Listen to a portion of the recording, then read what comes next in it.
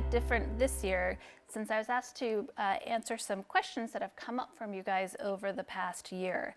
And I've sort of consolidated these questions under one more global question, which is, how do you sift through all the research on your disease? Meaning, even for a rare cancer like glioblastoma or brain cancer in general, there's a wealth of information and research out there. And so how do you hone down to what is important for you as an individual and what is reliable and may be of use for you? And then I will briefly discuss two projects that are ongoing at MGH that I've also been asked to mention. And I'm going to try to tie these into the first point as examples of how to think about research projects and how close they are to being relevant to an individual patient. And so sifting through research is very challenging for patients. And almost every patient goes to clinicaltrials.gov, which is a website that is hosted by the government and is a way of looking for clinical trials. And so if you look at clinicaltrials.gov, you will see that if you search for glioblastoma trials, you actually come up with 1,400 clinical trials for glioblastoma. I was glad to see that MGH is listed as the first hit. But then how do you narrow this result down to what is appropriate for you as an individual? Certainly for clinical trials, there are very strict eligibility criteria that determine who can participate and who can't. And so that narrows down the field a little bit, but typically there's still a long list of possibilities.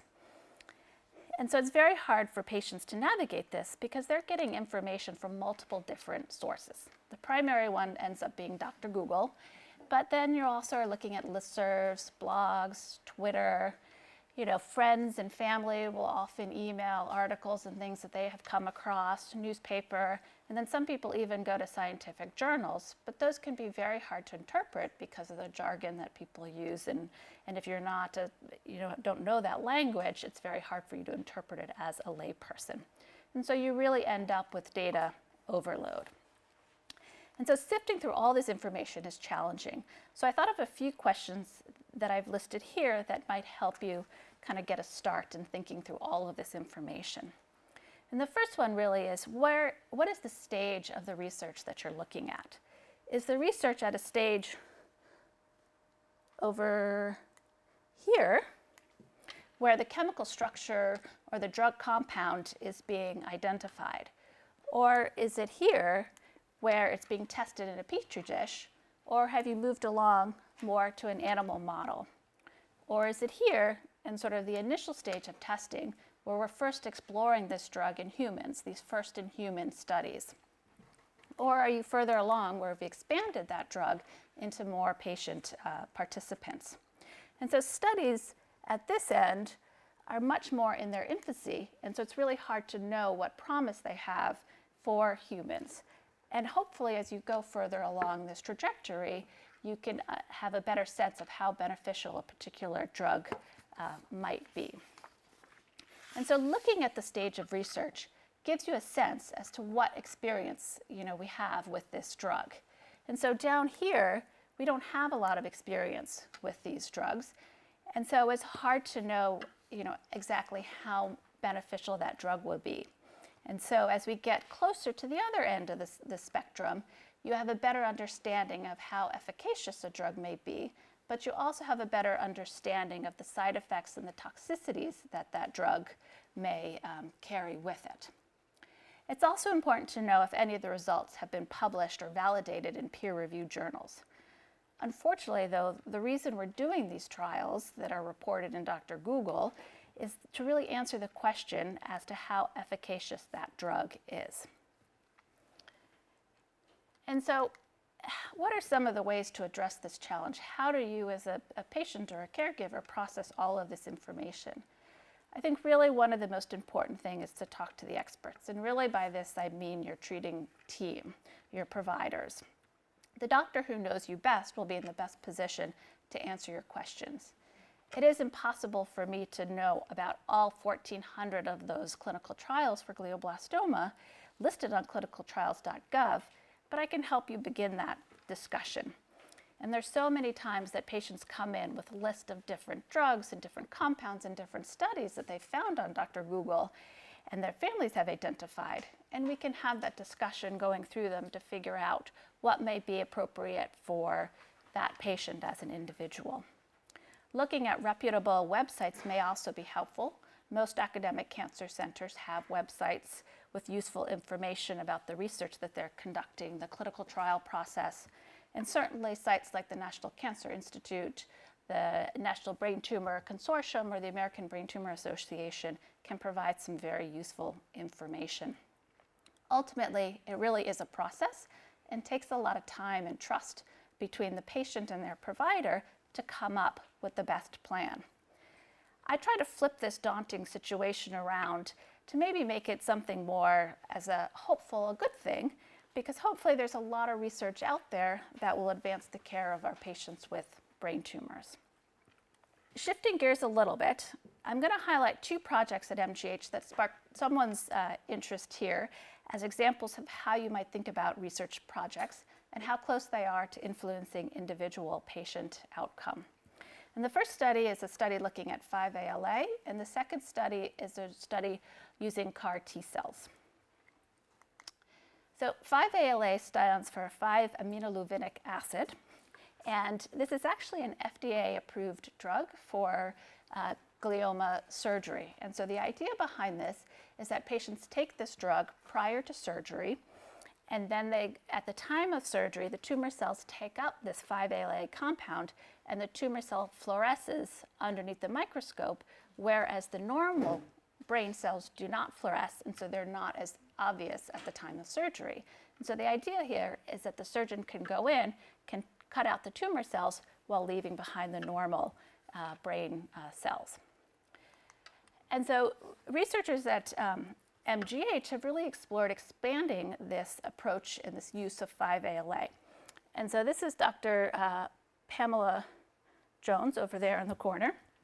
And she is a neurosurgeon at MGH who is really spearheading this project. And it turns out that tumor cells shed vesicles into the bloodstream. And so in addition, these tumor vesicles can contain very important information about the cancer that it came from. And so by using 5-ALA, these patients are given 5-ALA, the tumor sheds these vesicles into the bloodstream. Those vesicles contain the 5-ALA, so we can identify which are tumor cells and which are normal cells, which should not contain the 5-ALA. And so by isolating these tumor cells in the bloodstream, we can get some very important information about a patient's cancer. So you can find out, does this patient have a tumor?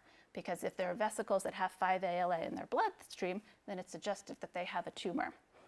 By isolating those tumor-specific cells, you may be able to find out the genetic makeup of that individual person's cancer. There's also a suggestion that there's a correlation between the number of 5-ALA tumor vesicles and the total tumor burden that somebody has. So you can have a measure of how much tumor somebody has in their head. And then if you see that number go down, then that's suggestive of a response to therapy.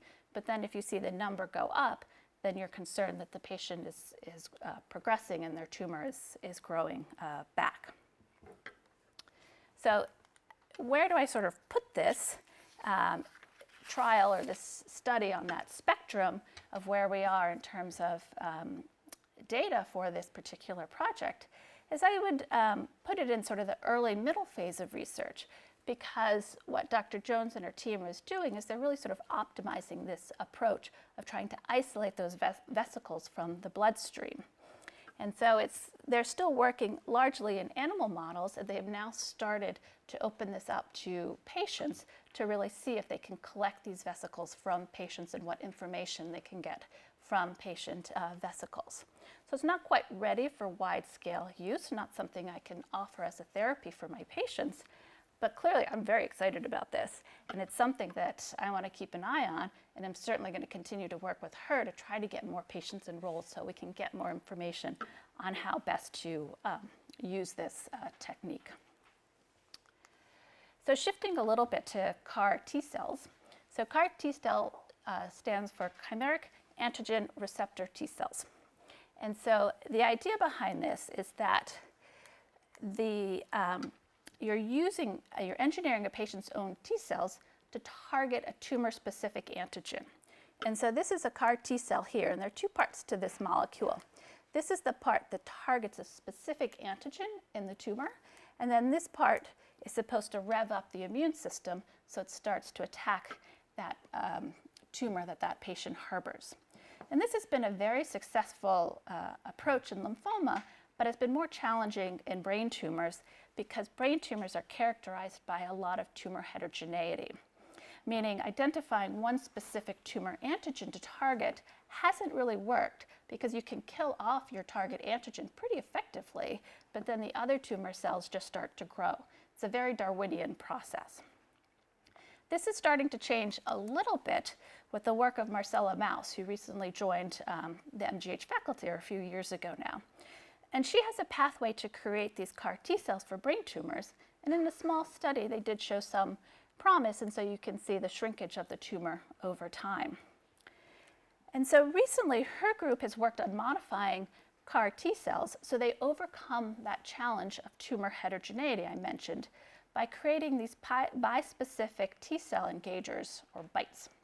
And to simplify some very incredible science, these BiTEs can actually target more than one antigen. So they target both the green and the red, and they try to overcome some of that challenge of tumor heterogeneity.